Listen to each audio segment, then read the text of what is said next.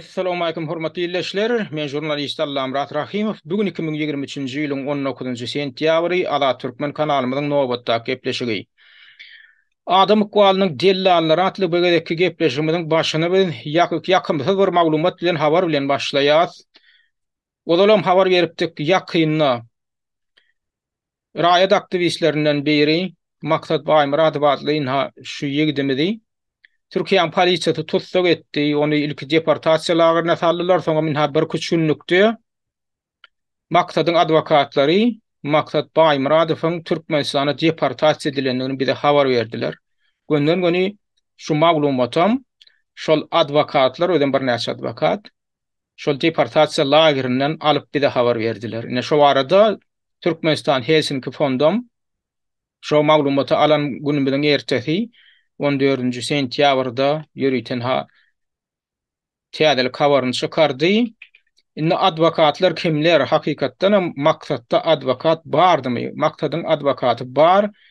Men özüm hem şu adwokatlar bilen bu işi kardyny ýerledim. Aramyzda ýene bir tane adam durdy. Olaram kömek etdiler. Maksadyň iki tane adwokaty boldy. Edil şu başka etapda soň ýene bir adwokat gelip goşuldy buňa. Üç adwokat bolup şu maksady alyp galma uğruna ellerinden gelen etdiler, ýöne şonu başarmadylar. Indi şu wakada köp zatlaryň üstüne açdy. Ýöne ozal bilen bizde bir gizli otururyal zat ýok. Ine Maksat Baýmyradow ine oň şol dokumentiniň nomery, wizasynyň nomery, Türkiýedäki wizasynyň nomery, ilki maksady nereye akittiler? İlki şol İstanbul'daki Tuzla ragyryna akittiler 31-nji awgustda. Aradan 2 gün geçen soň 2-nji sentýabrda ony Diyarbekir şäheriniň polisiýa bölüminiň izolýatoryna akittiler. Oň bilen ýene bir näçe adamy. Neştady ýokurda Diyarbekir diýen sözi görýänsiňiz.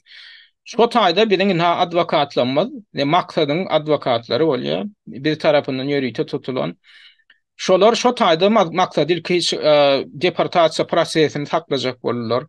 Ýöne olar aýtdylar, bärden täk biziň İçeri İşler Ministrliginiň izolýatoryna oturka oň bilen siz kontrakt baglaşyp bilen ýok diýseler hem şonda da Gülden Söönmez hemem Rümeysa Kabawly atly iki tane adwokat şoň hukukyny gorap şu taýda arz etdiler. Maksadyň Türkmenistana deportasiýa edilmeli däli bardy Diyarbekir şäherine. Diyarbekir şäherinden hem soň 7-nji sentýabrda ony Erzurum'a geçirdiler. Yine Erzurum'da da yeni adwokatlar şun hukukyny gorap çykyş etdiler.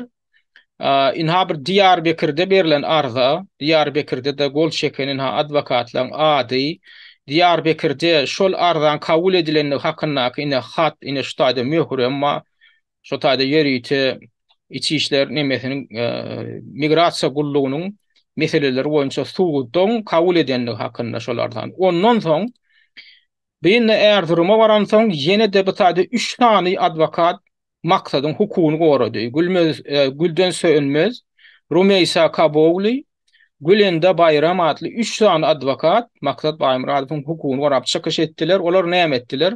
Maksat 7-nji sentýabrda Erzurumyň lageryna eltildi. Eýem 8-nji sentýabrda hepden 5-nji güni şo taýyk ine Rümeysa Kabawly adly adwokat baryp şoň bilen kontrakt ýani ilalaşyk baglaşdy, şertname baglaşdy. Men sen hukukyny gorayan adwokat hökmünde baglaşýan. Maksadam şonam tasdiklady. Bir de hatta telefonyň üstü bilen habaram berdi. Adwokatlar, adwokat men ýanyma geldi.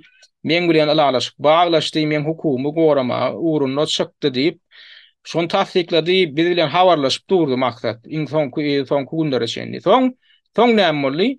Şoň ertesi güni 9-njy sentýabrda, ýani şenbe güni şol Erzurumdan Türkmenabada uçur uçýan eken. Biziň esasy aladymyz şol 6-njy güni şonu uğra daýmasynlar diýip aýratyn tapşyrdyk şol ýanky adwokata. Şonu gözüňizden sypdyraýman 6-njy güni şonu uğratmaklary mümkin diýip.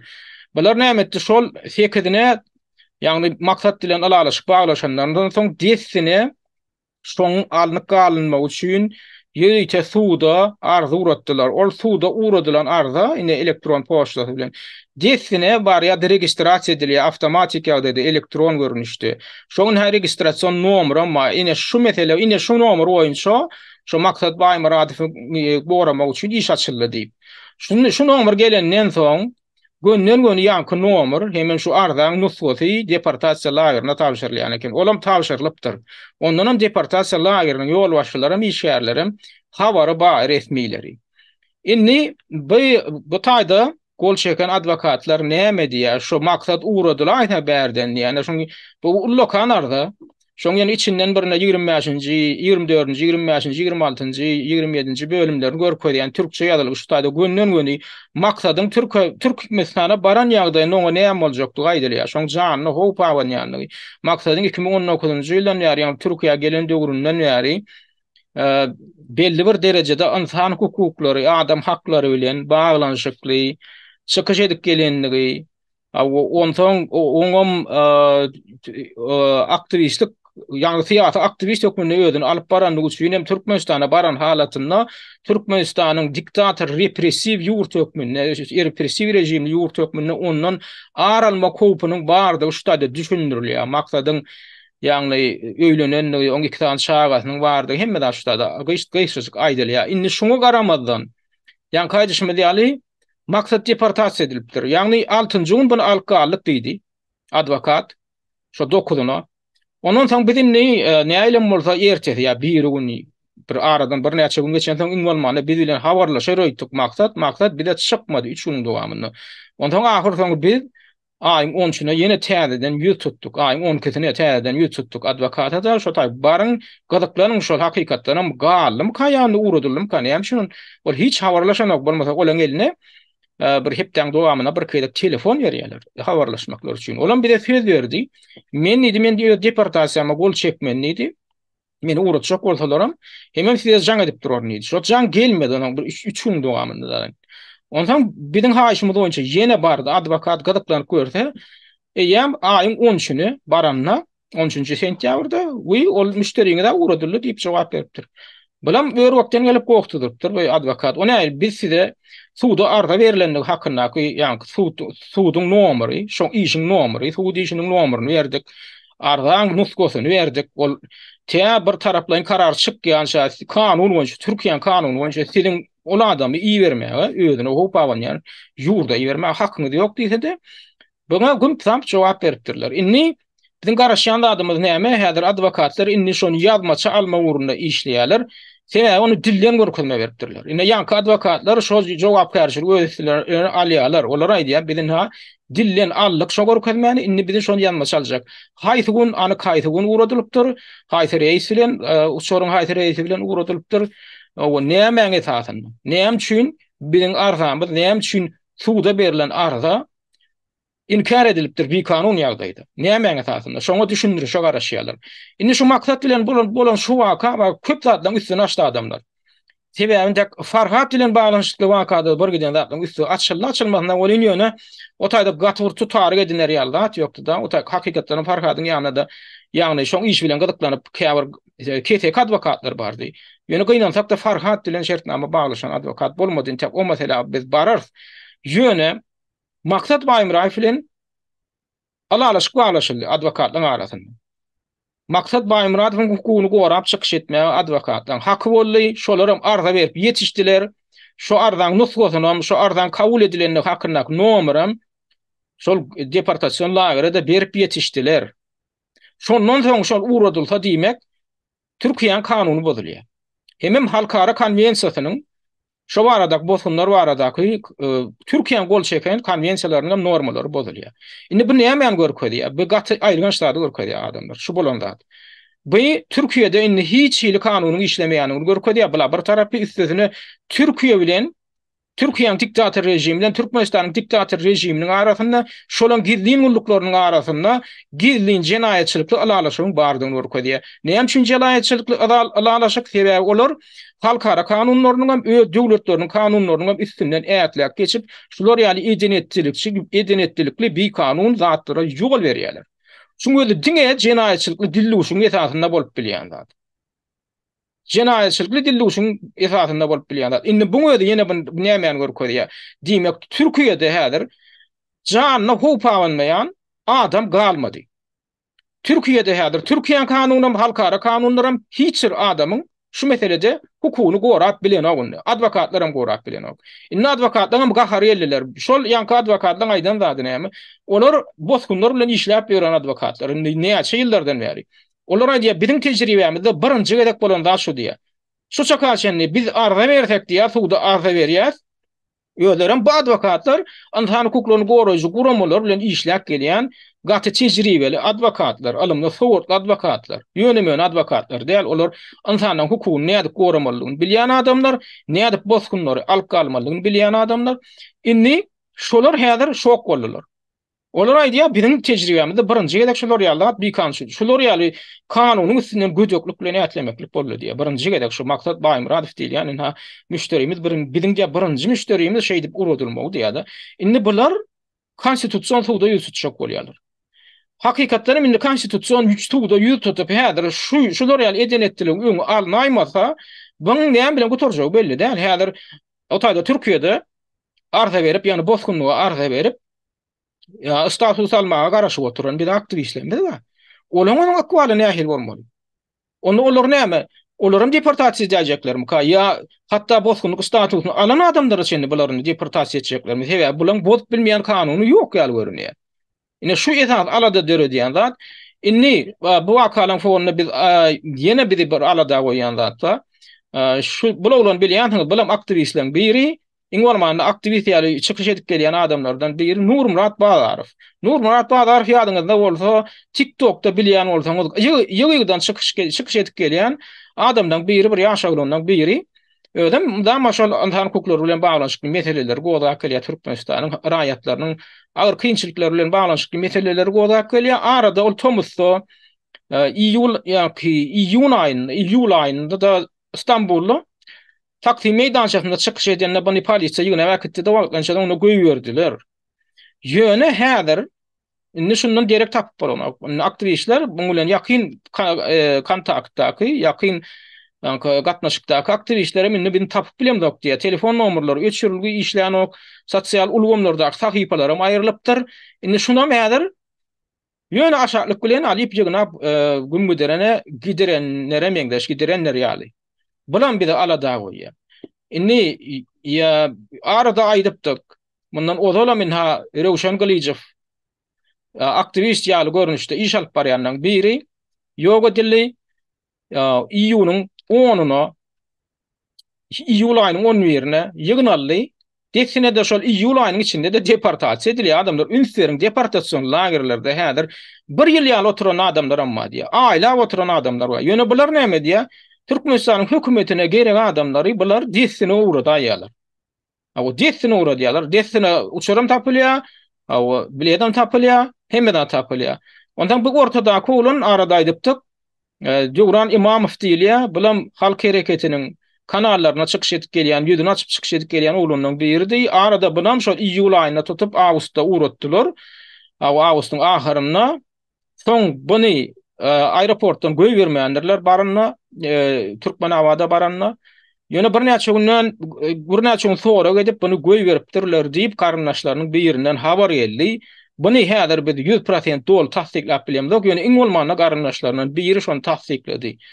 Şu wagt şonu en habar küçünlükde göý berdiler diýip ine şoňa begeni otur. Ýene bir aktivistlerden biri häzir lagerde otur, oňa Umyt Kuzubaýew diýen şu tarapda. Inni şular ýaly ýagdaýda käbir şulan bar, ýygnalýan adamdan garyndaşlar gorkup oturýarlar, şo barada maglumat bermekden hem çekinip. Şolara ýylanıp aýtjak bolýan, hem aktivistlere de öňünden hem duýdurjak bolýan, siz hem duýdurup goýun. Eger size bir sady edilýär şular ýaly. Garyndaşlaryňy da öňünden duýdurup goýun. Gorkmasynlar da şu barada maglumat bersinler. Näme üçin? Sebäbi ine şu bir zanny ýaman adamlar bolýar, hal üçin ýöne adamlardan masal getirsek da ine şu rejimden ädir alyp barýan syýasatyny. Käbirler pikir edýär, setimiz çykarman, şu nämetler kaýyl bolup bir çekinjeňlik bilen ýalbaryp otursak, bize bular rehem edip bizi göý berer ýa bize zat diýmez diýen ýaly pek bir hili garaşdan uğralýarlar da. Şonu şeýtdiňçe de biz näme görýär? Bular hasan bilen bu jurgy artyp bar, bular etmeýän zatlaryny edip berýär.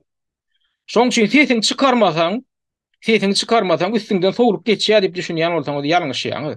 Indi sizin garyndaşlaryňyzdan kimdir bir ýygyn alan bolsa, indi sizin sesinizi çıkarman oturmaňyzda hiç esas ýok adamlar sizin öýüňiz dymmak bilen şo ýagdaýa hasam gaýta bar, şo erbetlige, şo yaramazlyga hasam içeri berýär.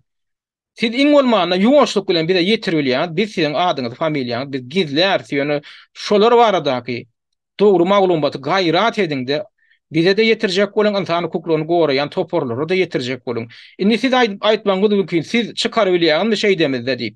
Biz çıkaryp bilýärsiz 100% garantiýa berip bilýär. Doktor indi adwokatlar hem garantiýa berilýär. Ýöne nähili ýol galdy. Şularyň öňüni almak üçin nähili ýekata bir umyt galdy, nähili ýol galdy. Ulanaýjak, ulanyp bolajak. Ýol olam gowtudurmak. Gowtudurmak. Indi halkara guramalar, amma feýsini çıkarman oturdan bularym heşelle kakı otyr. Şu halkara guramalar men size aýdyp gelýär. 30 ýyldan gowrak wagt där men şularyň içinde. Şu antany hukuklygyny goraýjy halkara guramalar diýilýän guramalar, Birleşen Milletler guramasy diýilýän 10 ýyl guramalaram biziň aladamyzy etjek guramalar däl. Sesini çıkarman otursaňyz, şularyň haram tüýem gymyllanyk şu gün wataryň guramalaryny. Sebebi şularyň arkasynda durýan güýçler hem şulary maliýeleşdirip finansiýerläp oturan güýçler hem şu biziň diktator rejimi bilen baglanşykly güýçler. Şoň arkasynda duran güýçler. Şu diktator rejimiň arkasynda duran şu güýçler bolmasa, şoňalara himayet berip oturan bolmasa, şu diktator rejimiň haramzadalary öz pullaryny gün watarda gidläp bilen ok. Şu edenetçiliklerini 30 ýyllap dowam ettirip bilen oklara garşy iň bolmanda bir ýekeje sanksiýa giýirlerdi. Şol edilen ok. Şuňa görkeden okmy? Şu edilip gelýän arz şikaýatlaryň netije bermeýändiň, ýöne sesini çıkarman umyt alap ýa arz edip bir kere katýadanyň bilen bolýandyr öýtýän, şoň bolmaýandygyny ne düşünýärse wagt bolandyr adam. Indi näme galdy? Şu haramzada guramalyň öýelerini maskar etmeli. Olara näme gerek? Öňüle olaň diýjekler näme ertek gün? Hani şolaň ýygyny alandyk hakynda siziň eliňizde näil maglumat bar? Hani şolaň dogan garyndaşlaryndan şikaýet barmy? Hani şo barada näil tutdamy bar? Kim ýygyny alypdyr? Hani röwşen gelýär, haçan ýygyny alypdyr ýa beýleki Farhat durdy, haçan ýygyny alypdyr näil? Kim aladak ne edipdir? Haçanyň üstüne açdyňyz? Ya maksat Baýmyradow diýilýän haçan uradylypdyr. Näil tutnamaňyz bar? Ine biziň elimizde tutnama bar. Ine biz häzir gowktudur otyr. Adwokatlar bar, indi adwokatlar şonu tasdiklap otyr. Ýürüýte gol çekip şoň bilen şertnama baglaşan adwokatlar şolar bilen işleşmeli. Dogan garyndaşlaryny häzir habar tutup otyr. Maksat aňryk barmandyr. Ýani iň bolmanda dogan garyndaşlarynyň içine gowuşmandyr.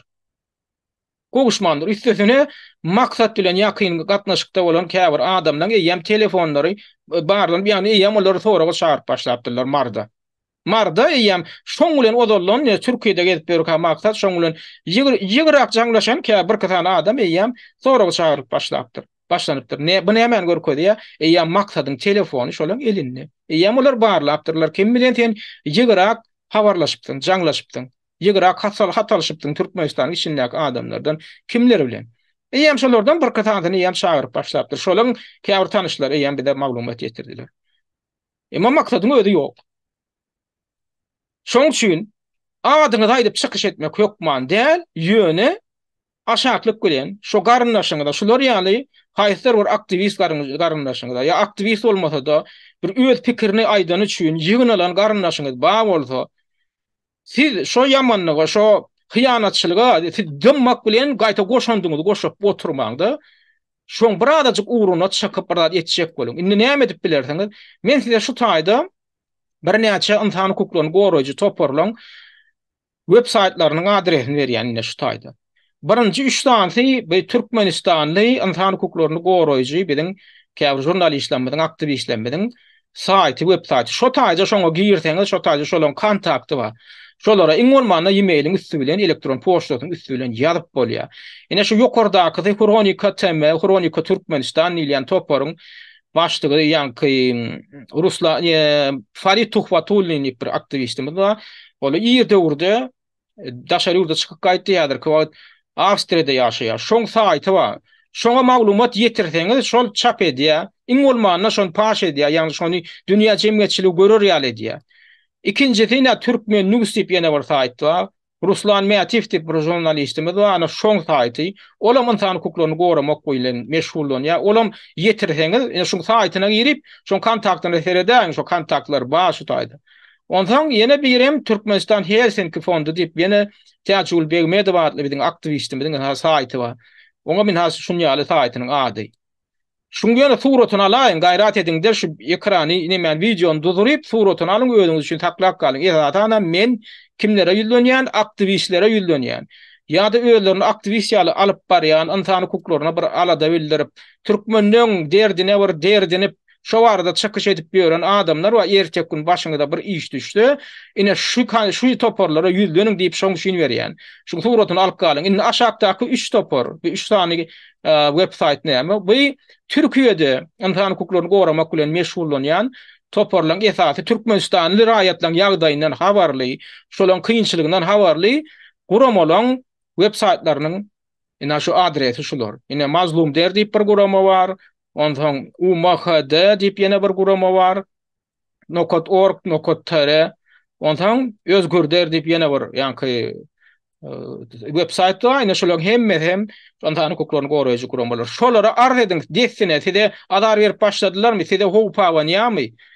Ya da sizin tanışlarınız, eğer özünüz yetişmeseniz sizin tanışlarınız, yine şu Türkiye'li guramalan telefon numaraları var. Şolan saytına girseniz telefon numaraları var. Günden can edip gazetler ya da haber getirbilýärler. Onun şolar algap ingolmana goýup tutup sizin hukukyňyz uğruna ala dedäjek bir ala dedäjek adamlar şolar. Başga ýadyr neme ýok. Eger pul tutup pul bilen ýanky adwokat tutup bilmeseňiz hem şolar ýaly bir çykalygy bar diýjek bolýan. Inni Farhat bilen bağlanşyk ýagdaýym diýdim, köp zatlaryň üstüni açdy diýdim belli bir derecede. Farhat Meymankuliýew adwokat tutup ýetişmedi. O taýda buň ýanyna Yunus diýip bir mehmen agendy bardyr, oňa hakykat Yunus diýen oň üstüne barýar. Ondan şoňa goşulyp inni şoň ýalan maglumatyna goşulyp şoň ýalan maglumatyny ýaýradyp beren ýene bir kelesaňlaryň biri bar, oňa da Murat Gurwanow diýilýär. Debete platformasy diýen bir zat döredipdir. Şoň ýanyna da bir näçe ýene oýnatgy diýmeli bolýan gynandak adamlar. Adamdan kellesini inip ulaşdyryp 4 aýdan gowrak wagtary adamdan beýnisini bulaşdyryp gelýärler. Esasan şu Farhatyň meselesi bilen baglanşykly. Farhat Türkiýede diýip şu çakaçyny hiç bir ýekiji fakt görkezip bilmediler. Farhatyň adwokaty we halkara adwokaty we diýen näme we diýen hiç zat görkezdilen oklar. Men sizin gözüňizde görkezdim. Ine maksadyň näçe tane adwokaty bar? Maksatlardan nähili arza berilipdir. Şolardan kimden habar tutup bolýar? Ine şu adwokatlardan habar tutup bolýar. Maksadyň öýsi hemma, ine men ýanym adwokatlar geldi, men alalaşyk baglaşdym diýip hemma menne kime gerek bolsa meni ýeberýär. Ine biz görkezip oturýarys. Farhat bilen baglaşykly adwokatlaryň adyny näme gizlemeli? Farhatyň ýerleşýän ýerini näme gizlemeli? Öden biz aýtdyk Farhat bilen dagawor baglaşan neme adwokat ýok, şo Yunus ýalan söýlýär diýip näme üçin?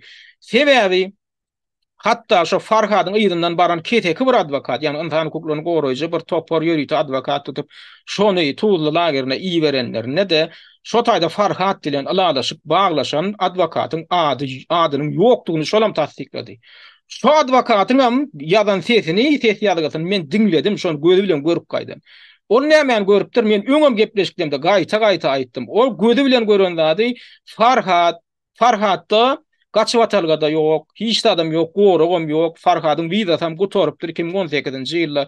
Eýem 2018-nji ýylyň dekabryna Türkmenistanyň bu raýaty Türkiýe territoriýasynda bir kanun ýerleşýär, Türkiýeni terk etmeli karar kabul edilipdir. Şoňam kodu var, şo ýanky düzgünüň 137-nji kod diýip. Ondan soň şol indi Türkmenistan Türkiýanyň içine girmekligem şoňa gadagan ýene bir karar var. 150-nji karar diýip. Olan Farhatyň ýa garşysyna ulandan karar. Şon taklanlaryna şon güdüne görkezýärler. Sen iki tane düzgünü bozdun. Ýani migrasiýa iki tane kanunyny kadasyny bozdun. Ine şu düzgünler. Sen widan gutorypdyr, sende hiç ýyl goragam ýok, statusam ýok. Sen bir ýam ýurdu terk etmeli. Adam ekeniň terk etmäňiň indi gönderilen gitmeli. 19-njy maýda tutýarlar. 20-nji maýda da gidipdir diýip şu taýda maglumat var diýip şol ýanky adwokat aýtýar, bir de garaşly adwokat aýtýar. Emma şoňa garamadan şu çakaçyny biri näme boş söz bilen ümitlendirip geldiler. Indi şu taýda bir zat adamlar. şu taýda ýagdaýlary bulaşdyrmak bilen meşgullanýan heme ýurdun rejiminiň ýörüýte belleýän adamlar bar. Mundan daşara özlerini aktivist ya opozisioner hökmünde görkezýän käbir adamlar hem soňky wagtlar özlerini günden şo rejimiň ýanky, şo çepekçiler, çapakçylar diýilýän aramzadalar bilen hyzmatdaşlyk edýän adamlar hökmünde özlerini alyp barýarlar. Indi şo ýanky Murat Gurban mesele gaýdyp gelýär. Murat Gurbanowyň şu çakaçyny indi şol Farhat tutulýar özüni alyp barşy bizde uly şubha döredip gelýärdi. Indi biz gutorlukly köp aktivistler gutorlukly netije da geldiler. Ýani Murat Gurbanow günden rejim bilen işleşýär. Näme üçin? Sebäbi şol ýanky Farhadyň ýanyna gelen Yunus diýilen adam aslında hiç il Farhat bilen garyndaşlygy ýok eken oň ýanyna bile tirkeşen ol Baktyar diýilen oglanlar iki tane. Olar hem gaçdylar. Indi Murat Gurbanow bilen Muhammed Düýejiň diňleseň näme? Biz diýä Farhadyň ýanyna dostlarynyň maglumat alyp oturýar. Dostlary diýilýän ol Baktyar diýilen iki tane oglan gaçyp gitdi ol Yunusdan. Tiňe Yunus galdy. Yunus diýilen adam o haramzadan hakyky adam ol Yunus diýil ol Farhat Genjiýew. 1980-nji ýaňky 80-nji ýylda doglan 10-njy maýynda biz onu görkezdik. Farhat Genjiýew diýilen haramzada bulara ýanky maglumat berýär. Indi bular näme diýär? Bular şoňa ananýamy. Ýok, başda ananýany bular alladýandyr diýdik-de. Bu Farhat Genjiýew diýilen we Muhammed Düýeji bilen Murat Gurbanow alladýan ol anandyryp bilen golaýmasanlar diýip. Bular näme diýän eken ýetatana Murat Gurbanow. Olar ananok. Olar ananmaýany biz niden bilýär? Indi 4 aýyň dowamynda adamdan iň bolmady 3 aýyň dowamynda şol adamy göz ýetdirýär wagty boldy. Yunus diýilen adamyň gepini ananmaly. Bular näme diýän eken? Bular gaýta telefon üstü bilen özara habarlaşyp bir giden gaýta bar aktivistleň boýnuna jenaýat aýplamasyny Dakar ýaldatlar barda gurrun edýär. Ýürükde gurrun edilýän ýaly. Ödem ünseriň deweten adamlar men size aýtjak bolýan. Men size aýtjak bolýan, ýüzlenýän esas hanam aýra tin size ýüzlenjek bolýan. Siz bilýänsiňiz. Şo Yunus diýilen adam bilen Murat Gurbanowyň arasyndaky telefon gurrun döşlüklerinde näme zatdan gurrunlary edilýär. Bilýäňiz dämi? Esadan bilen 24-nji maýda üýşüp oturýarkaňyz Zoom ýygynyňda, içerki Zoom ýygynyňda üýşüp oturýarkaňyz. Näme üçin şo taýda Zoom ýygynyňyň mikrofony öçürilenok, ekran açylygy dur Zoomda bolýan. Şo taýda şol aralykda Yunus jaňa diýär, Murat Gurbanow bilen gurleşýär. Daşkyn ýekra özlerem gaty gurleşýärler şo taýda bir şu sizi eşderýär edip gurleşýärler. Gurrun näme hakda gidýär? Gurrun terrorçylar bilen hyzmatdaşlyk hakda gidýär. Ýagny Çeçen fegoçyjylar bilen bilen ýa Murat Gurbanowyň Çeçen fegoçyjylar bilen hyzmatdaşlyk edýänligi hakynda mesele barada gurrun gidýär. Näme üçin onu size eşdirip gurrun edýär şonu? Näme üçin hatda Zoom'daky mikrofonum ýapman size eşdirýär? Näme üçin Murat Gurbanow şu Yunus diýilen adamyň şeýle howply adamdygyna garamaddan şoňa şo zatlar aýdyp otur. Yunus diýilen adam her gurrungy ýazýan adam, ýazga alýan adam. Indi Çeçen fegoçyjylar bilen men hyzmatdaşlyk edýän eýär men gepleşip geçirip ýörüm. Maňa pul gerek, senem goşuljokmy diýmeklik näme aňlady ýa? Ýagny men dewlete toporum. Çeçen fegoçyjylar bilen ýagny Çeçen fegoçyjylar diýmek terroristler diýmek näme aňlady? Şu çakaçyn şu Çeçen fegoçyjylar şu wagt nirde? Şu Çeçen fegoçyjylar diýilýänler nirde elleri ýaragly Çeçenistanyň içinde fegoçyjylar görüňli tutýarmy? Tutýandyr diýärmi? Ýok. Ya Ýewropada elleri ýaragly gezip beren Çeçen fegoçyjylar barmy? Ýok. Olar nirde? Olar Irakda, olar Siriýada, olar Awganistanda, olar Libyada, olar käbirler häzir belki Ukrainadadyr. Ýöne mundan olar nirdedir? Olar şo igiliň düdümine uruşup berenler. İgiliň düdümine halifat öretjek bolup ýakyn günne gorun käbir ýurtlaryny basyp aljak bolup şol Al-Qaida igilliýänden toporun şolaň düdümine. Olar başga ýerde däl adamlar. Indi şol adamlar bilen Murat Gurbanow özüniň kontakta girendigi barada 24-nji maýda içerki Zoom ýygynyny aýdyp otur mikrofonum açyp. Ödem şonam kime aýdýar? Yunus diýilen mehmen agendine aýdýar. Yunus diýilen mehmen agendem her bir adamyň sözüni ýazyp oturan adam. Indi şunu hem şunu edilýändir diýäňiz. Şu gurrun bolmady diýjek adam bar bolsa, aýdylym Murat Gurbanow öýde şonu şu gurrun bolanok şu töhmet diýjek bolýan bolsa, islendik suwda ýüz tutubiler. Men ne şo ýygyna gatnaşan iki tane adamyň beren görkezmesi bar. Şolaň ses ýazgylaram bar. Men olary näme üçin ýazyp aldym? Men olaň özlerini duýdurman ýazdım. Sebäbi ertek gün biz şonu diýmedik, biz şoňa şaýat bolmadyk diýmekleri mümkin. Ýöne men şolary şaýatlyk görkezmeler hökmüne ýazyp aldym. Şo ýygyna gatnaşan iki tane adamyň görkezmesi bar. Bu men sözlem däl. Men öz gulagym bilen eşitmok. Men öz gulagym bilen eşitip, gözü bilen gören adamlaň aýdan zadyny men näme elimde saklap otur. Indi şondan soň Murat Gurbanow diýilen adamyň ýanyna oturan adamlar özleriniň Türkmenistanyň içinde öýlerine garşy nähil jenaýetçiligiň gowy bolup bilinjekdigine düşünen oklarmyka? Eýem gowy bolanyňyna düşünen oklarmyka? Näme üçin şo taýda mikrofon açylýar, näme üçin Yunus diýilen bir agenda ýanky maglumat berilýär? Näme üçin sebäbi şo taýda oturan adamlar ýa-da Murat Gurbanowyň töweregine barýan adamlar soň hemmesi terror toparlary hökmüne aýyplanmaly. Murat Gurbanowyň özüne zat bolmaz adamlar. Murat Gurbanowyň özüne zat bolmaz. Ya beýle adamdan näki şu agent ýaly ölden alyp barýan adamdan provokasiýalar näferet. Näme şu çakaryny Yunus ýanky Farhady her türlü zatlar diýdirdi. Näme üçin Farhat mundan diýen nokta şo zatlar, şo söýgünçleri, şo haýwatlary. Şo zatlar kanun bozup otyr o taýda adamlaň ejetine bajasına Türkmenistan prezidentiniň zadyň liderleriniň tohumuna ýetip gaýda otyrdy. O jenaýetçilik şonu kim diýdirdi? Näme şu şondan dol? Intek Farhat Yunus bilen tanışmak, şolar ýal çykyşlar eden okdy. Farhadyň dili düzüdi. Ýene birden kaşo gelen soň ýanky ýaly kanun bolýan zatlar etip başlady. Sebäbi Yunus diýilen haramzadaň Farhat Genjiýew diýilen haramzadaň missiýasy şol. Missiýasy şol, ýa-ni aktivistleri, çykyş edýän blogerleri jenaýetçilere öwürmek, şolaň etmejek zadyny etdirmek. Indi şu missiýa bilen kim meşgul bolanýar? Ünserip görüň ýene. Özüni öwürgelli, çekäf diýip atlandyrýan lakamly ýene bir neme wadyr? İçaly wadyr. Näme üçin meniň o içalyýan? Bu içalygyny üstü açyldy. Bu içalygynyň üstü açyldy. Şoňa da sebäp bolan Maksat Baýmyradow boldy. Maksat Baýmyradowyň anamyna girip bu bilen dosturap, näme üçin bu ýamyna geldi? Käwr aktivistler pikir etdiler, Maksat ay olara goşulanlar çepekçilen adam diýen ay öwürgeldiğini gorap bir eýle ber.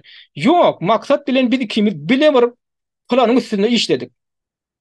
Sebäbi öwürgelli TKF'ň edýän hereketlerini ünsürdik, biz Yunusyň kopýasyny gördük. Öwürgelliň baran ýerinden näme üçin biz diýä bir kanun iş alyp barýan rejim bilen Türkmenistanyň rejimi bilen kanuny ýol arkaly görüşmeli. Kanuny ýoly garada goýun diýä ünsürip görüň. Gaýtalaýanlar şonu. Indi biz diýä näme üçin ýaragly ýollar, näme üçin bir kanun ýoly saýlap almalylar, bir kanun metodlar diýip bir näçe gedek men bilen telefon gurrun deşdiginde de maňa şonu diýdirýän, şonu gollatdyrjak boldy.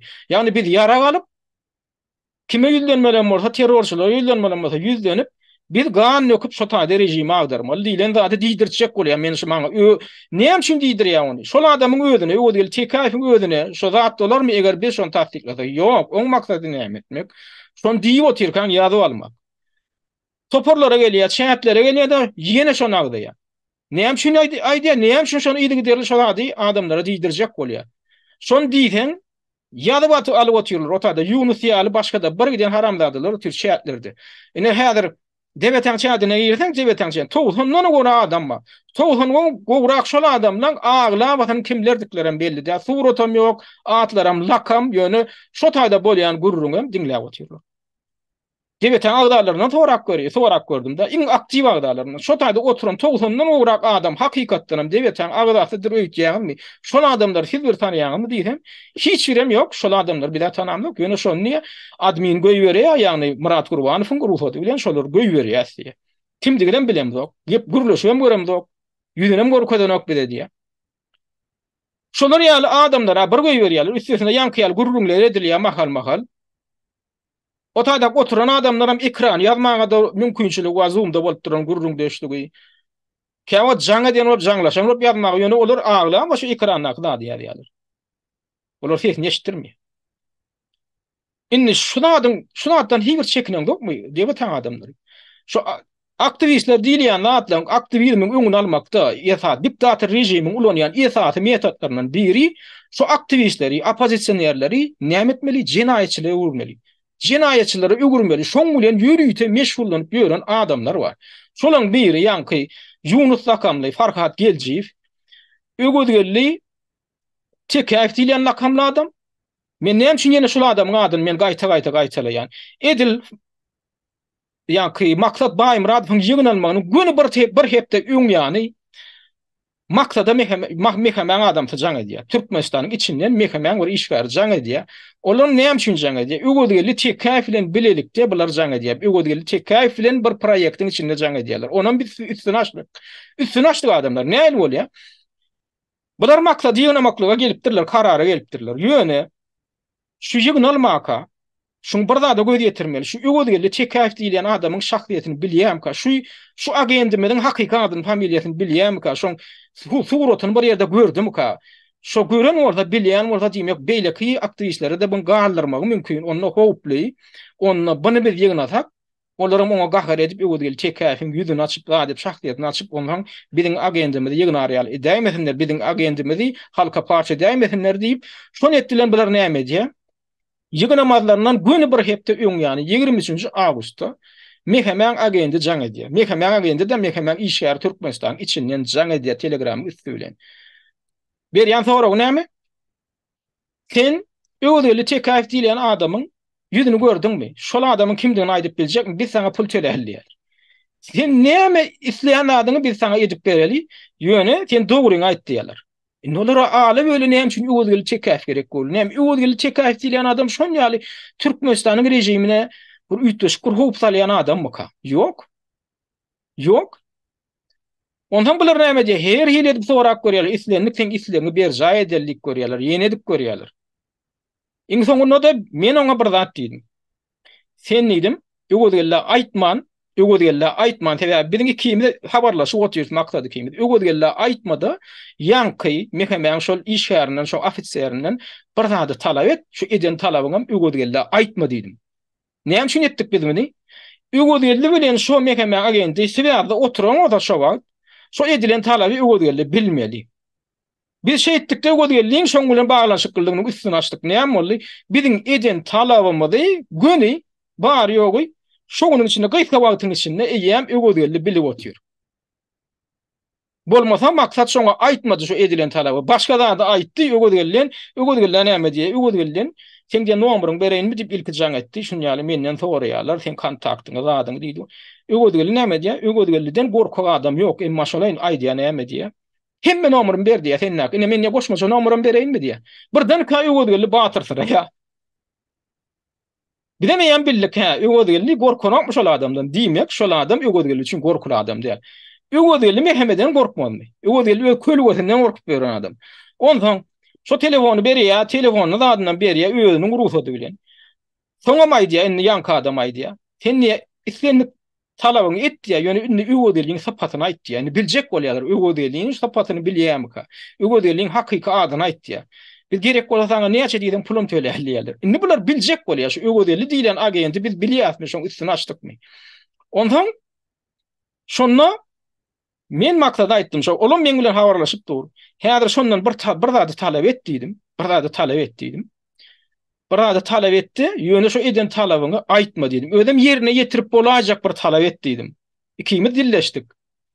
Eger diýdim, şoň ýa diýdim, senem aýtma diýdim öwgedili. Şoň ýa şol edilen talabyň netijesi görünen wadyna onam diýdim öwgedili häzir ýyle ýaýrady urasa diýdim. Onda şu öwgedili bilen şol adamyň birligi diýdik. Edil biziň aýdan adamyz boldy. Maksat bir zat talap etdi, ýerine ýetirip boljak zady talap etdi. Talaby wagtlaýynça ýerine ýetirildi. Biz hem onu öwgedili aýtmadyk, öwgedili aýdyany bilen ýanky ýerine ýetirilen talap barada beýleki aktivistlere maglumat berip başlady. Bizim tek aýtmak hak. Maksadam aýtmak. Intak başga da elimizde bir giden fakatlar var. Biz o men o mesele barada aýratyn gepleşik ederim. Öwgedili häzir maksat Baý Muradowyň başyna ýetip ýankylardan dyňandyrny diýär. Ýöne öwgedili jan. Sen soň bilýärmi 24 Ağustosda eýýäm sen sırtyň açylanyny bilenden soň, ýagny sen ýankydan oýunyň üstü açylanandan soň sen maksat Baý Muradow bilen gatnaşyň kesendiň. Maksat tä ýygnalýança bir hepden dogamadyna sen maksadyň jaňyna almadyň. Maksat bir ýerde TikTok'a girse, maksadyň bardygyny görüp gaçyp gitdiň. Sen oturan ýerine maksat barsa da gaçyp gitdiň. Maksadyň oturan ýerine de bara bilmediň. Näme üçin? Sebäbi sen bildiň. Maksady kime sen sırtyň açdyk. O maglumatlaryň diňe men ne däl, sen gelip sen meni ýoklaýaňdy da ýa birine ýoklatdyraňdy da o maglumatları eýem bermeli adamlara men berip koydum. O taýda bir giden faktlar bar. Sen seýtiňem bar.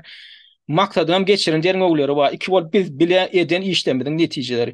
Şo arada men aýratyn takepleşik ederim. Meňini duýdurjak bolýan adam. Öweli bilen ýakyn atnaşyk saklaýanlar. Esadanam Nur Annaýew. Araňy üzşü şu huply adamdan. Bu möje şagalyňam şagaly. Baky araňy üzşü huply adam bilen. Sen bu adamın ne derecedeki yılanlığını tek düşünüyorsun yok. Sen yakın özüne yakına koyuyorsun şu adam. İnni beylek mesele geçiyor. Murat Gurbanlı mesele geliyor. Murat Gurbanov'un şu oynanıp veren oyunun içine girip rejimin bekfiydi için hareket ediyenliğine bir aittik. Şu adam düşünüyor diyem ya düşünmeyene diye. Yani bir aittik. Bu adam başta düşünmeyene diyen yer görünüyor. Yöneten o vaka bu adamın özünün bilkaslayını ediyenliğine düşündük. Indi gelin şolatlardan, şu faktlardan käbirini bir Murat Gurbanov'un dili bilen aýdanlatlaryň esasyny biz analiz edelim.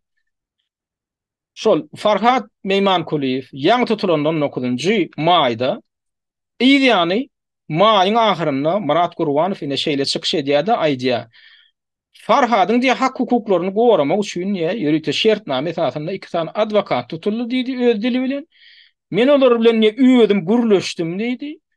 Şolardan birem diýem mejdan aral, ýagny halkara işlerini alyp barmak üçin ýürüten ýetlenen ýa şolar ýaly statusly adwokat diýip näşeýle diýdi şon öz gulaňy bilen.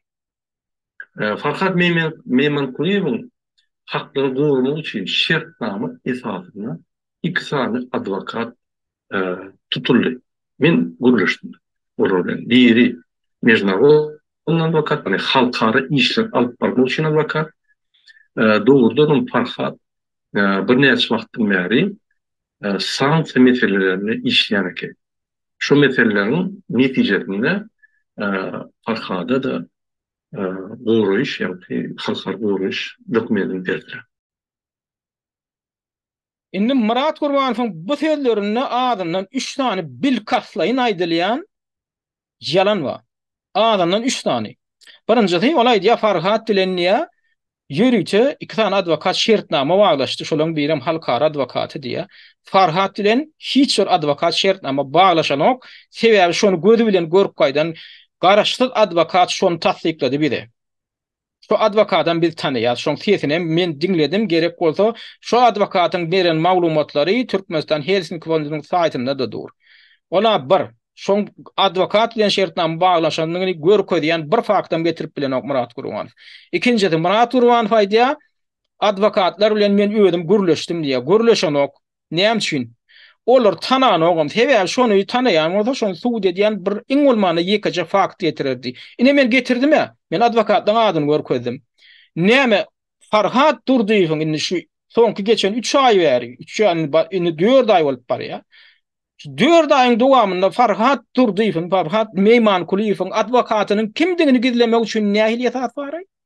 Murat Gurbanow şonu tanaýan, bilýän, gürleşdim diýe. Onda näme üçin gizleýän? Näme üçin men görkezşim ýaly?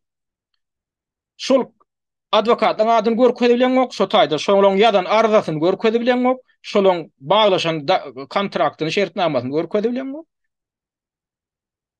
Näme üçin? Hiç il düşündürüş yok diýmek, şolary tananogam, şolar bilen gürleşenogam. Onda näme esasynda aýdýar? Yunusyň diýdiýän zadyny aýdýar. Yunus lakamly şo Farhat Genjiýew diýilen agentin diýdiýän zatlaryny aýdýar. Üçüncüsi Farhat diye tutulan wagty diye onu diye halkara gorak statusy vardy. Yani onu diye halkara diye bozkunu diýilen status kesgitlenen ekenliğe oğun tarapyndan. Ýam şo döwürde. Farhat tutulan wagty onda hiç ýyly ondan öňüm tutulan wagtam hiç ýyly halkara gorak statusy ýokdy. Onu Farhat dilen geden ýakyn gatnaşykda bolan şoň dini nikaly aýalam şonu tasdiklap bilen ok. Farhatda mene status görünmekdi. Üstüne olar Kanada gitmek için arza berýärler. Özüne status bar bolan adam Kanada gitmek için arza berermi? On arzasyny menne de ýatýar, şoň arzasyny kopýasy menne de bar. Inni bunam suwd edýän hiç ýyly fakt ýok. Indi bu yalanlar soň hakym ýetdirildi. Indi bu ne hili etaba işte statusa geçti derece geçti Murat Kurbanov diýen yalancı iyi yalancı bir de Farhad'ın niyre dedi bir de Farhad'ın niyre dediğini bilýär we oňa diýe igneşip ýymit çilim ýaly atlarym geçirip ýötüp yan ýakynny aradan 3 ay geçendi. Farhad'ın tutulanyna tas 3 ay töwere wagt geçendi. 9-njy awgustda ine Murat Kurbanov şeýledi. Ine ona me özgülüňi bilendiňler. Hormatly watandaşlar, ine bize gelen maglumatlar boýunça Farhat Turkiýede. Biz bilýär niýerden, haýry idaralarny haklaýan biz bilýär. Biz aramaram eşik etýär, nahar etýär, çilme etýär, pul berýär. Ünferin adamlar bize gelen maglumatlar boýunça diýär Farhat diýär Türkiýede diýär biz diýär oň nirde dediňden bilýär diýär haýsy idara dediňden bilýär diýär. Aýratyn ünferin şoňa biz diýär şoň nirde dediňden bilýär diýär 9-njy awgustda üstesine biz diýär arama oňa diýär eşik etýär, nahar etýär, çilme etýär, pul berýär diýär. Diýmek sen 3 aylap Farhadyň nirde saklanýanyny bilýän ekeniň, adwokatlarynyň hem kimdigini bilýän ekeniň ýöne şu datlary, şular ýa möhüm maglumaty näme üçin insan hukuklaryny goraýjy gurumalardan, toporlardan, aktivistlerden gizläp geldim. Näme üçin şolara şo maglumaty bermedin çykarmak üçin? Ina şu taýda ýerleşýär. Şunça wagtlam saklap otyrlar. Çykaranaklaryň hukukyny bolýarlar diýip näme üçin ýüzlenmedin? Nirde ýüzlendiň, ýüzlenen boldyň. Ýüzlenmedin. Diýmek sen bilýäniň hem ýalan bolmaly. Eger bilibem aýtmadyk bolsaň, onda sen jenaýete goşulypsyň. Sen Türkmenistan bilen Türkiýe gizlin gulluklarının şular ýaly jenaýetçilikli operasiýasynyň ýol almagyny ýol beripsiň. Şonuň bastyrgyçlyk bilen şolaň saklaýan ýerini gizläpsiň. Bolmasa ýerde ýerleşýän bilýän eken eşik ýa-ki içilim hemme zat geçirýän eken. Inni ştada iki tarapy bar yan kaýdyşym ýaly.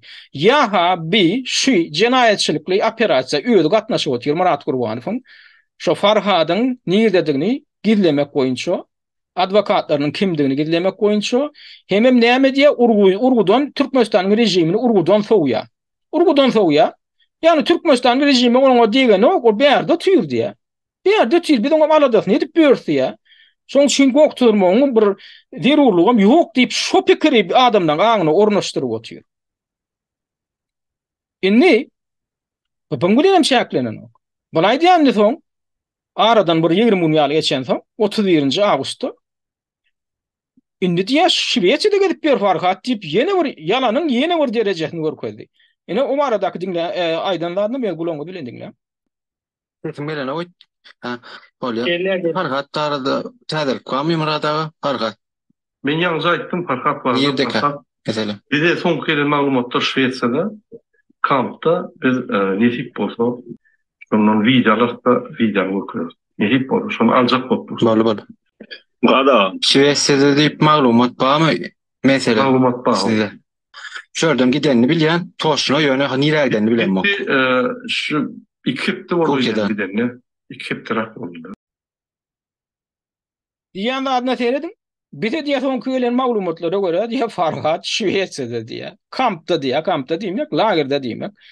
Indi gün wataryň gösen ýurtlarynyň bir demokratik ýurtlarynyň birine gelipdirinde ýa-ni Farhat. Bolýa Türkiýede onu görkezmäge ýol bermändirler. Türkiýede bir öýet boluşdy, bir diktator ýurt diýeli.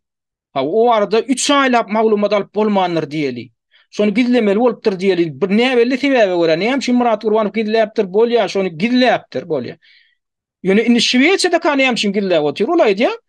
Netip bolsa diýä, şondan ýa widalar diýä, onu side görkezler diýä. 31-nji awgustda diýilen zat bugün 19-njy sentýabr 20 gün geçdi. 20 gün ýary hinidem Farhatdan ne suratda Şweýçede gedip görändik hakynda ne wijewa. Indi oňa hukpawan ýamy. Indi onu näme üçin gizlemeli Farhat Şweýçede bolsa? Näme üçin şo taýda oturan lagerinden Farhat özüniň suratyny alyp ya wijesyny alyp ya bir ýerine alınmagyny haýyş edip şoňa iý berden ok. Ya bolmagyny suratyny alyp bilen ok. Näme üçin? Ya ýekece şaýat görkezip bilen ok. Men Farhadyň ýanyna diýip ya şonu gördüm diýen adam görkezip bilen ok. Inni şu adamın nämetini görkezýär? Şunu adamy bir oýnap bermi? Oýnap beren olsa näçe wagtlap beýdip özüni oýnatmaly ol? Şonu bir ýöne aýdyp oturan olsa bolýar şo ýuwundusda nakamly Farhat Genjiýew şunu şoňa diýdi olam diýär. Inni adam gözi ýadam alýarmy? Oho, bir maňa adwokat bar da beýdi diýdi. Diýdim. Adwokaty görkezden ok. Maňa da görkedenok, menem adamlara görkedelemok. Soň maňa aýtdy, Farhadyň nirdedigini bilýäs diýdi. Menem onu diýdim. Farhadyň nirdedigini men bilemok. Ha onu eşik geçirýäs, pul geçirýäs, iýmit geçirýäs diýdi. Menem onu diýdim, onam geçirem zok. Mene gatnaşamok, menim ýanyna barýan adamlaram göremok diýdim. Inden bulay diýär maňa Şwetsiýa uratdyk diýdi. Men diýdim, ýöne Şwetsiýadan bir de maglumat gelenok, alyp berenok, ýa-ni Yunus diýen aramlady. Diýmeler, nişanatlaň üstüni açmalydyra, bolýa adamlar bagyşlan. Men hakykatdan pohumyk geldim, menine şu agendim sözlerine ananyp geldim, şonu gaýtalak geldim, edil totuş ýaly men beynim ýok, men bir beýnisiz robot ýaly bir zat. Men şoňa nemesine gittim. Ýa-ni nämesine diýilýär, hipnozyna gittim. Hipnozda da ol meni şeýdip. Şondan başga näme diýjek şu taýda? Ya da men bilkaslaýyn ýalan söyledim diýim bel. Onda bilkaslaýyn ýalan bolýar. Şonu diýmeýän bolsaň, onda sen bilkaslaýyn ýalan söylep geldiň bolýar. Yani şu ýalanyň üstüne ýan ýakyn açyldy. Şu taýda gaýtylap soraýanlar görgüli. Maksat Baýmurad şonu soraýardy. Yani Şweýçede de hakynda siz hakykatdan hem şonu bilýän, siz hakykatdan maglumat barmy diýip gaýtylap soraýar. Olam gaýtylap aýdýanlar. Ha, o diýär Şweýçe gidýän ne diýär? İki hepde teora wagt bolu diýip wagtyna şennem aýdy otyr. Farhat yok Şweýçede. Gün watardan gilen oturmagyna hiç şeýle esasy yok. Indi näme boldy? Indi baň beýletine taýak sokup vurdylar aktivistleň öýleri. Sen döňüň indi sen rejim bilen işleýän bolsaň çykdy aýt. Rejim bilen işlemeýän bolsaň onda näme üçin şunu hatlar edýän onamayt. Indi bu aljyrap näme diýe? Indi aljyrap indi bolmasa da görköz diýerler. Indi menem şonu diýdim. Menem şonu diýip gelýän. Bolmasa da hani indi Ýewropa gelen bolsa, Şweýçe demokratik ýurda gelen bolsa, görköz şonu. Indi görkezip bilenok indi näme etdi? Indi bu näme? Indi bir nadaralyk edýän näme diýe? Biz ya Farhat Meymankulyny tapyp bilemzok. Dünýäň nirdedigini, niri haýsy deşigini bilemzok diýip. Indi maňa indi şey diýe. Ine onam diňlä. Biz Farhat Meymankuly boýunça işlerimizi gutaramdyk. Biz gözläp ýörşün. Şu dünýäde bir deşik bolsa gözläp ýör. Hemme ýanky bir maglumat alsak gözleýändir. Bir de günne jaňa diýäler. Türkmenistany gördüm, beýtdim, maglumatlar berýär, biz bar ýa. Indi maňa nähil düşünmeli adamlar? Indi maňa nähil düşünmeli? Biz diýär Farhat Meymankuly boýunça işimizi gutaramdyk. Biz diýär Farhady gözläp ýördi. Oho dur. Näme üçin sen Farhady gözleýän? Sen Türkiýede kada Farhadyň nirdedigini bilýän ekeniň. Sen öz sözleriňde görä men eşitdirdim. Yani tutuşdumyň dowamyny sen Farhadyň nirdedigini bilýädiň. Oňa iýmit geçirilýän eken, biz geçirip ýörtip özüň aýdýan. Nirde haýsy daradygyny men bilýän diýip oturýum. Soň Farhat Şweýçe gitdi, onuň bilýän diýip oturýum. Kampda gidip berine batym videosyny uradýar diýdim. Innen birden alagatdan o Tentýawynyň oğlunu biz onu gözläp ýördik, biz tapy bilemdi. Dünýede bir deşik gowy bolsa şu taýda gözläp ýördik, maglumat alsak gözleýär, bir de jaň edýärler, onam gözleýär. Ýöne biz bilemzok diýär ýerden. Nirdedigini bilemzok diýär. Indi sesine näme diýär? Üstesine de häzir beýle aktivistler buna karşılaşacak bolýar. O siz näme üçin gözläňiz diýär indi. Öýde şu çakal şeýle gözläp oturmaň nirdedigini belli, ol basam çykýa, oň halkara gora, oň ýa bosgunlyk statusy var diýär. Yalan söýläp geldi. Gorajak adamlara şon goratman geldi. Meselen gorajak adamlara gorgatman geldi. Näme üçin etdi onu? Diktator rejimiň bäkbidi üçin etdi. Şondan başga bäkbidi barmy şu taýda? Elbetde ýok. Murat Gurbanov'un öz bäkbidi var, öz bäkbidi ýok. Ýöne şoň içinde, planyň içindäki planyň içinde öz plany bardyr. Bolmasa näme üçin onu etdi? Indi näme diýe? Indim aktivistler aýplaýar. Ine o arada kaýdanlardan dinle. Şonuň üçin näme üçin siz bilýärli protest, miting edip Erdoğan'dan, Gurbanow'dan talep edeňiz. Farhat nirdedigini. İkinci, şul pursatdan peýdalanyp şunu bütün dünya yaradıp iň aslanly udar Gurbanow'a Berdimuhamedow bolýar dämi? Owa, näme edemiz? Näme biz ine protest ýürüýdi Amerikada diýip, şu ýerde Farhat Meymankulyny biz birinji bilen galdyrýar. Ýürüýdi men gidýän Amerika şunu etmän. Näme siz edemdi? Utançlygyň diýip oturan da adyny ne seredin? Siz näme üçin gözläňiz ok diýär. Siz näme üçin bizi ýaly protest miting geçiriňiz ok. Bizi Farhadyň nirdedigini ýa Erdoğan'ın Gurbanulyň talap edip gelýär. Siz näme üçin talap edýäňiz ok?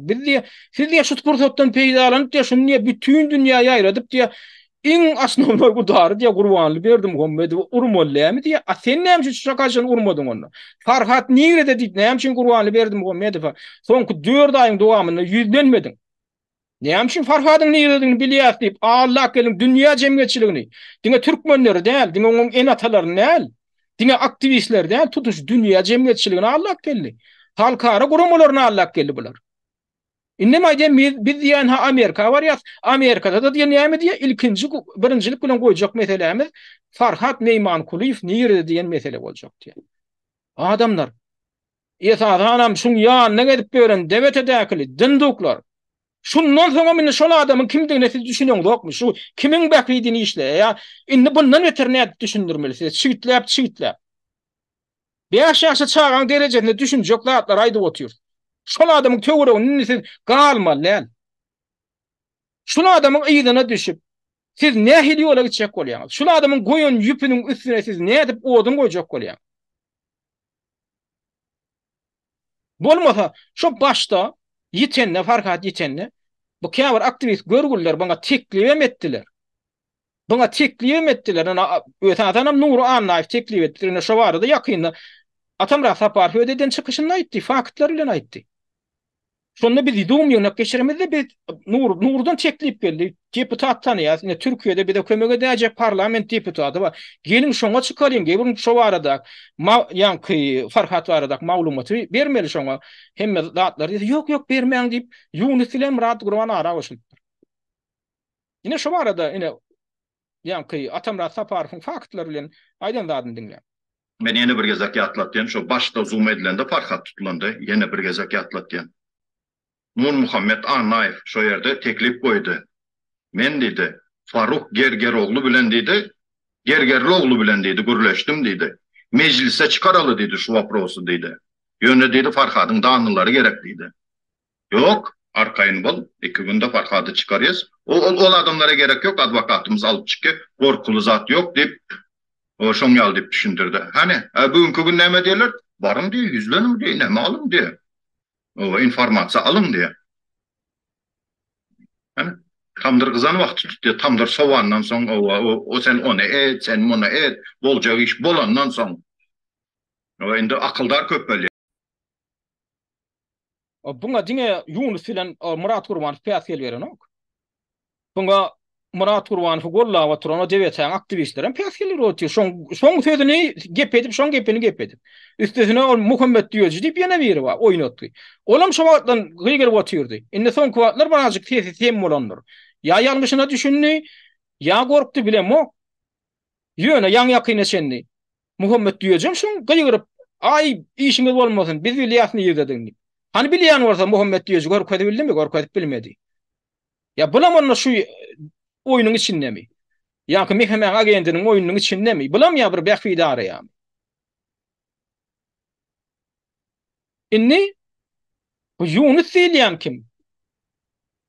On ýerine ýetirýän missiýasy nämeden ibaret diýen sonra bir açyk ýa. Yunusyň kimdigi barada da şu Atamrat şol 18-nji awgustdan şo çykyşynda dokumentleriniň kopiýasyny çenli görüp edip onu tanadanlar. Eger görmedik bolsaňyz mena şo böyle o görün. Mine kimlik surady. Hakykaty Farhat Genjiýew. Mine pasportyny surady. 10-njy may 1984-nji ýyl ine Yunus diýen adam. Ine Yunusyň ýüzi watandaşlar görjek bolsaňyz, tanışjak bolsaňyz. Nelaşladım Yunus.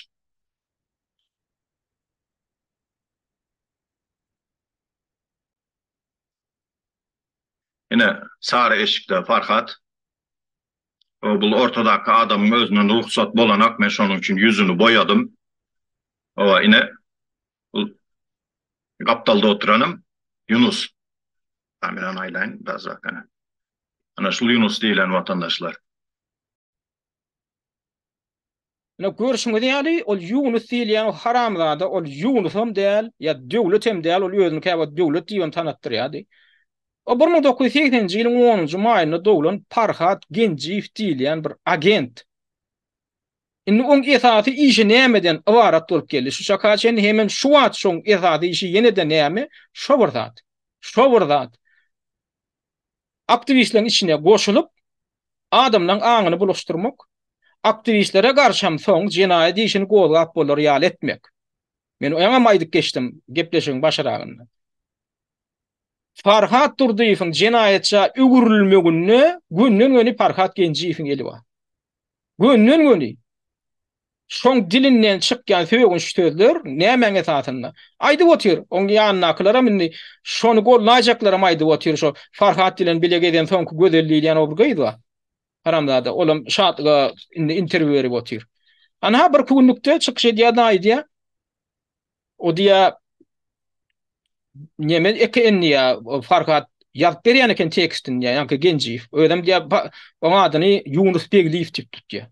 Yunus Begliýew diýär oňa ýazyp berýän eken teksti diýär. Indi şonun boyuna alyp otyr. Şu Yunusy gollajak adam Yunus tarapyndan getirilen, Yunus tarapyndan hem tanıştyrylan Farhat Meýmankuliýew bilen kim tanıştyrýar şo gydy? Yunus tanıştyrypdyr. Indi şo gydyň özi näber günlükde Yunus'a karşı gürläp otyr. Yunusyň özi diýär şunday adam ekendiýär. O diýär Farhatyň diýmejeklerini diýdirýän eken, ýa Farhata ýazyp berýän eken teksti diýär.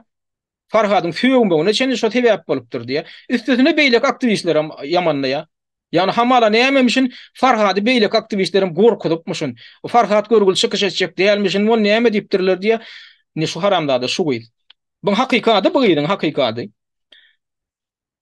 Gözel Hemrakuliýewna Jumany ýazyba.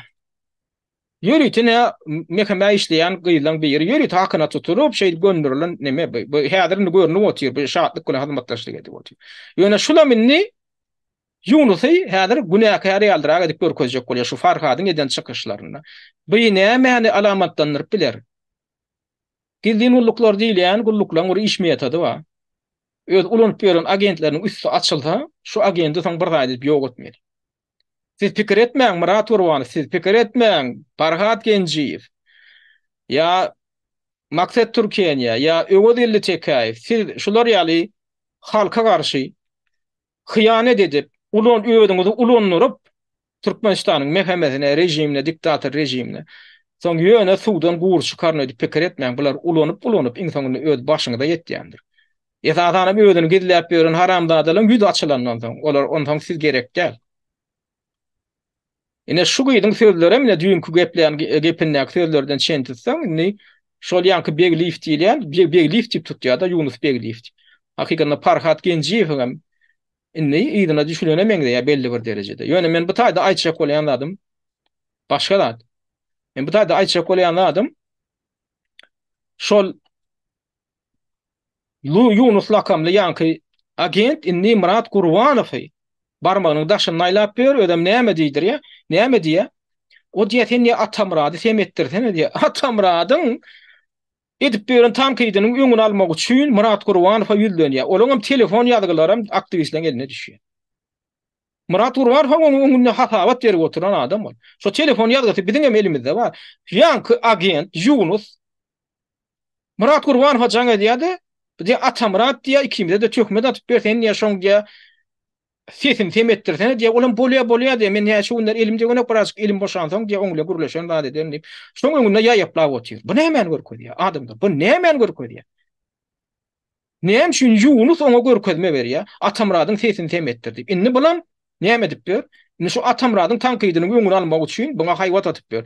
Men seni türmäge bastyraryn, men suwda bererin, sen näme ederin diýip ol Atamrad görgüliň günäsi näme? Atamrad görgüliň bar aýdýan zady şu yankı çıkışında da bar aýdýan zady sen ne ýana sözläp gelýän, sen aýdýan zadyň suwd etdi ýa.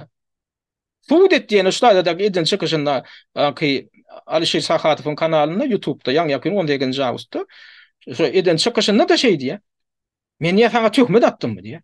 Bulam aýdy her gede şu kanalyna barýan onu öçür diýär. Indi soňky wagtlar TikTok'da oturan Atamrad barýan onu ýanyna kol nimelerine bak. Tur kersen getir oyuncaklaryna. Öçür şonu ýa, bolmasa men öýdüm diýerin diýip haýwat atdy ýa. O görgüllerim öçür ýa muny Atamrady. Atamradın günahını hem Atamrad sotak var şunu ötüyor ya metiyor onu. Olaydı ya sen ya ne şey deydin. Yani Farhad'ın nirediğini bilen Farhad'dan akar geçirip oturuyor. Pul geçirip egneşik geçirip oturuyor. Sen şey deydin. Hani şonu tuğut etti ya. Ya Farhad'ın advokatı var deydin. Hani adına tutacak açının 3 ayın devamında 4 ayın devamında aytmalılar deyip tuttu ya. Bu ne emedi yani? Han kunk edip ni şun sonra ona ne emedi cevap vereceğini bilmeyen ne emedi? Atamrat ya bana töhmet at ya. Atamrat bana töhmet at ya. İnnon suda vererini hayvat at ya. Bunam kovdur ya. Atamradam bunu çağırıp gördü. Böyle ya sen men kanalıma gelmesen. Gel Allah'ım Rad Rahim'in kanalına gel. Men kanalıma da çağırdı. Menim radiyelum verdim. Gelen o. Men nenem korkuyor bu. Gürleşmeye. Bu soğurudan korkuyor adamlar indi. Yöne koyca soğurulardan korkuyor. Neyem için? Ödüne anam olan adam şey edip kaçıp verir mi soğurudan? Gelecekte prezident olacak adam ödüne hadir. Prezident hataplı yapıyor. Halk tarafından prezident sayılarını deyip ödüne yasama at takıp veriyor bu adam. Şu an sorulardan yöne koy sorulardan kaçıp ödaydan da adına öz cevap verip bilmeyen züvvettin yalancı il yalancısı ertek gün bardı gelip birden Huday hakkında prezident olaydı. Şu adamın ne edecektiğini şu an ödünüz bilen dokmay. Şu an ödünüz görün dokmay. Şu an şunun ne atamlar türme bastıracak deyip hayvat atıyor. Atı atıyor. Soru veren için. İnha ne emeye diye? Ne emeye diye? Arada çeyatten bunu çıkarttırlar atamlar. Telegram chatta anlaşılır yani. Telegram chat'ın içinde de Atamrada hayvat atıp şutayda tekst yazıptırlar. Çıkaranlarından son Atamrada öçürüptürler. Atamrada mutaydan barur açık chat olan için alıptırın. Şutayda ne yemeyedi ya? Şu yok korkuy Murat Gurbanov'un teksti. Murat Gurbanov orçaya diye olay diye şitayı razumdim napomnit господину Сапарову, yani Atamrad Сапарову и Рахманову, yani Ахмед Рахманову, что клевета и ложь во всех странах наказуемое деяние. Men niye? Ya atla diyen niye? Atamrad Saparov filan niye? Ahmet Rahmanov diye. Yani diye töhmet atmaklık hem diye yalan söylemeklik diye hem yurtlan kanunlarına diye olya cezalandırılmalı cinayettir diye cezalandırılmalı iştir diye. Bunları yalan söylemekte ayıplıyor. Девятое. На протяжении последних лет скрупулезно работал на политической площадке не только Туркменистана, но и международной площадке, и оскорбление или клевета с целью деморализации его имиджа несет под собой политическую ответственность, юридическую ответственность.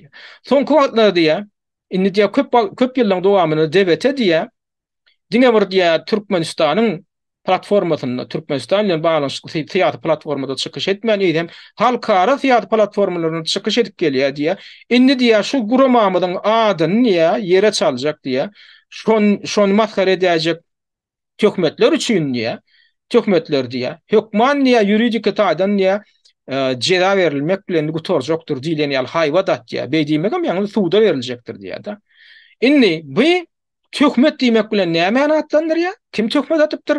Soral ya da han kim töhmet atıptır diye onu. Atamrad diye han nähil töhmet atıptır? Jogap berip bilen o. Şu sorawlary we öýüne berilýän sorawlary töhmet diýip hatapdy. Yani öýüniň puhaçyly ya, öýüniň yalanlary açylýar şoňa töhmet diýip. Indi üstesine näme diýip ştaýda şu teksti Atamrad Saparowyň öýüdi Nurjan bilen hatalyşygyna görüp getiripdir da. И aşağıdan sonra veriyor. İkavon abman ve takim obradam. Bir diye Murat Gurban neymi? Bir diye kim alacak oluyor bu tekstilen ya bu yüzlenme bilen. Просто подливает масло в огонь. Yani diye o da diye yani yağı ya keresin ya diye. Atamrada diye. Indi bana cevap verip Nurcan ile o sekreter tartışıyor yanına. O. Yani yanına oturan royal vardır propagandacı. Ama men ayal tapatyndaky onçuk Musaýew diýenler, ýa-ni Niýazowdan, Niýazow ýatan diktator ýatanlar bar, bir katan käbir nemeler, propagandaçylar. Men onu şoňla çollar ýaly garaýan, gaýnan tapda şu Nurjan söýder diýilýän. O näme diýe? Olamaydy, Atamrad diýe, on padalna suud. Atamrad diýe, ol ýasa saňa garşy sen niýe suuda berdi diýe. Seredin adamlar. Şuňy ödem indi bu üstüne goşan toşup olay diýe. Ol diýdiň haýwat atanyk eýen sen suuda berdi diýe, tiper diýe. Это все повлияет на твой кейс по убежище.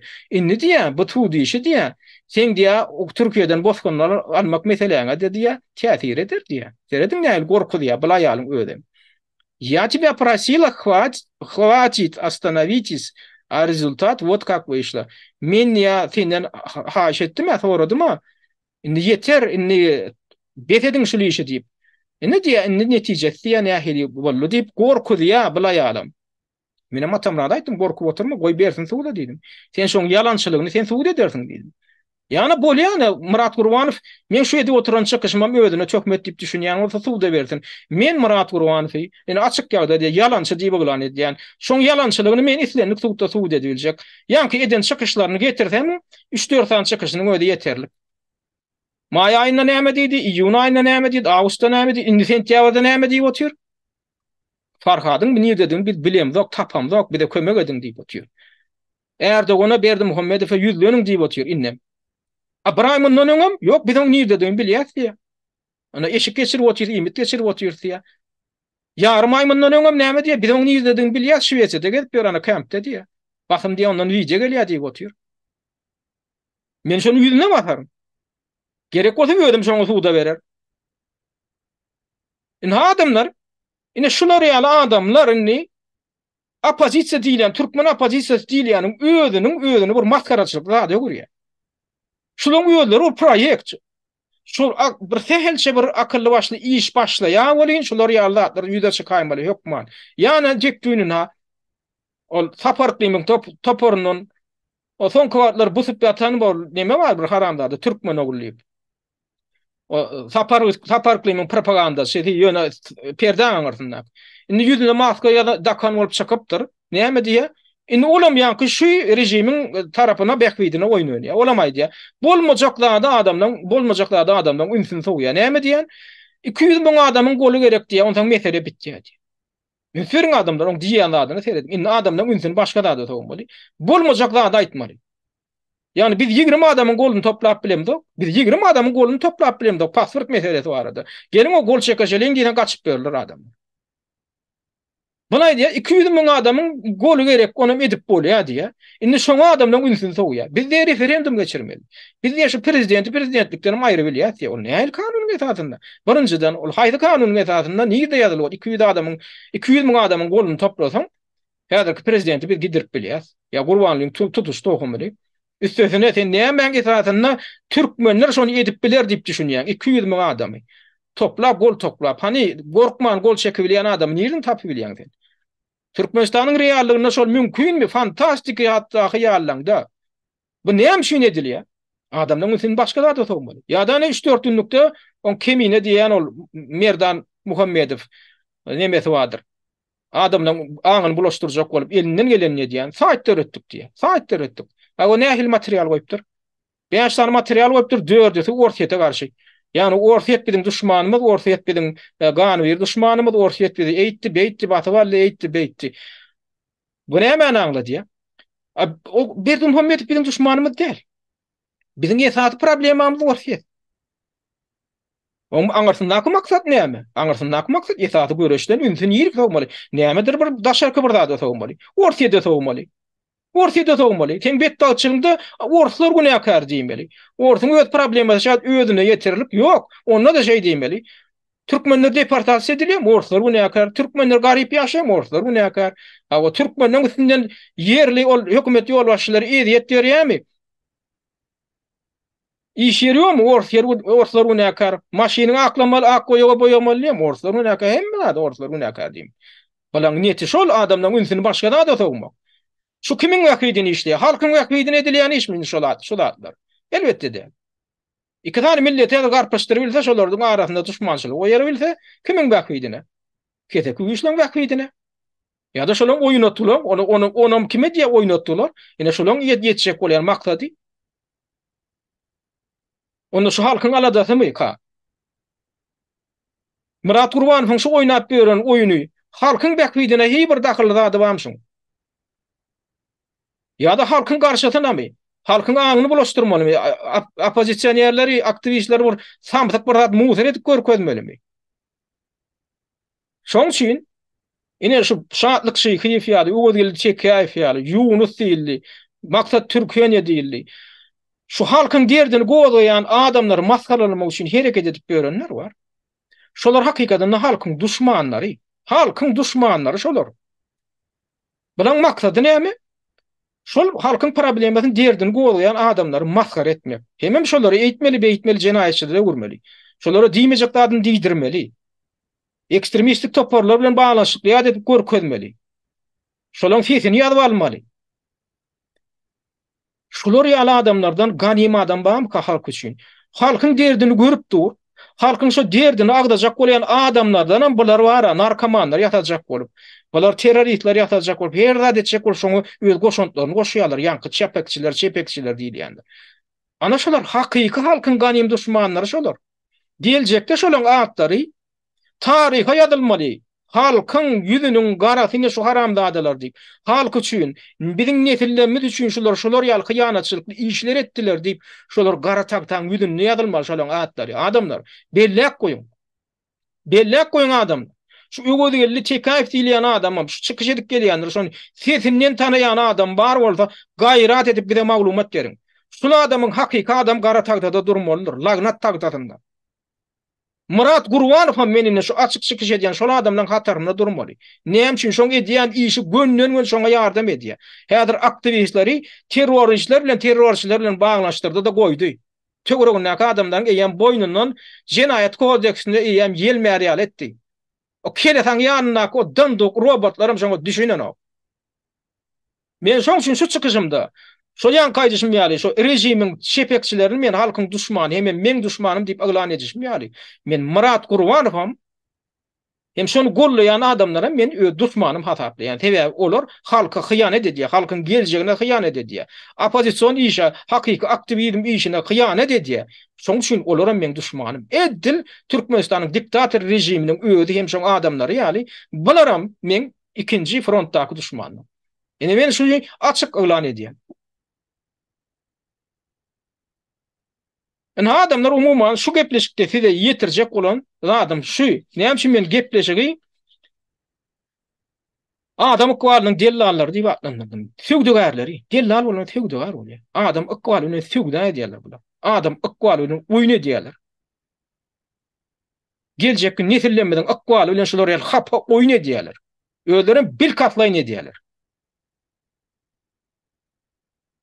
Bolla adamlar şu arada näme pikiriniz bar bolsa, ýene bir gedek ýatlatýan ýöne, adamyň şahsiýetine, mertebesine degmeýän, adama töhmet atman, şyltak atman, faktlar bilen görülen, eger sizde de bir kontrargument bar bolsa, faktlar bilen görülen. Menine siziň öňüňizde faktlar bilen görüledim. Adamlaryň diýýän zatlaryny getirdim. Öz agyrlaryndan çykýan sözleri eşitdirip, şoňa analiz berip oturýar. Men näýerde ýalan zada diýen bolsam, yerliksiz bir yerine töhmet atýan bolsam, siz hem konkret görkezdiň. Boş söz bilen gurrun etmeýän kommentariýa bölüminde. Yalan sözleýän näme diýen eýle beýle, şu sözleýän yalanmy şey diýip alyp görkezdiň. Ine şu videoň şu taýna şeýni sen yalan sözleýän. Şonu fakt bilen görkez. Şonu edi bilen onu töhmet atma. Şonu ýal boş söz bilen töhmet atsaň onu bloklanýar. Eger diskussiýa öz pikirini derken adamyň her bir adamyň pikirini hormatlaýyp akıllı başlılık bilen gatnaşak bolsa diskussiýa geliň. Ana oňa baş üstüne. Bolýa şuňlukça ünsertdim ýany şuň köp sag bolan adamlar. Hormatly watandaşlar, Azat Türkmeniň gepleşiklerini öz tanış bilişleriniz bilen paýlaşyň. Türkmeniň Azat Türkmen bolmagy ugrundaky işe sizem ýardam edin.